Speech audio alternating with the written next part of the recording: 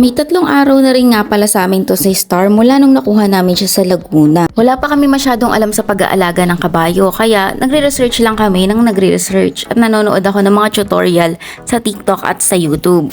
Kailangan nga daw ng feeds ng kabayo. Hindi ko naman alam kung saan bibili kaya nagpunta muna ako sa Santa Maria, Laguna. Madalas kasi kami dito at alam ko na maraming nag-aalaga ng kabayo dito. Pero naoobserbahan ko si Star na hindi siya nakakahiga at alam ko na hindi siya komportable doon. Alam ko rin na wala siyang maayos na bahay dito sa amin. Hindi talaga ako mapalagay kaya sabi ko sa mag-ama ko na ibalik na lang si Star.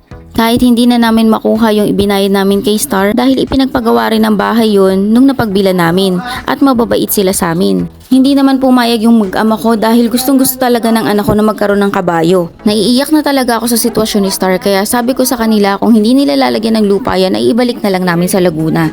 Kaya napilitan kaming humanap ng lupa para kay Star.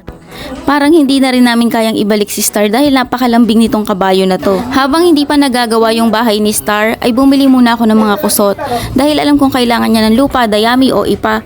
Kailangan niya ng bedding na mahihigaan.